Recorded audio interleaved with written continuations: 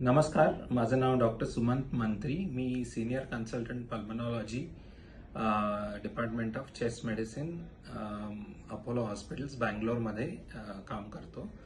आता थोडक्यात आपण लंग कॅन्सर किंवा फुफ्फुसाचा कर्करोगाबद्दल आपण बोलूया. त्याची थोडीशी माहिती, लक्षणे आणि डायग्नोसिस कसं करायचं याबद्दल आपण समजून घेऊया. Lung cancer is one of the leading cause of death, one of the most important cause of death आहे. तर याची लक्षणं खूप वेग असल्यामुळे आपल्याला डायग्नोज करायला थोडासा उशीर होतो आणि मोस्ट ऑफ द टाइम तो थोडासा त्यामुळे स्प्रेड झालेला असतो. अर्ली डिटेक्शन थोडंसं त्यामुळे करता येत नाही आपल्याला. त्याची जनरल लक्षणं आहेत की खोकला, दम लागणं, वेट लॉस, कधी कधी चेस्ट पेन होऊ शकतं, कधी कधी बॅक एक जर तो बोन किंवा स्पाइन मध्ये स्प्रेड झाला असेल तर ही लक्षणे दिसू शकतात.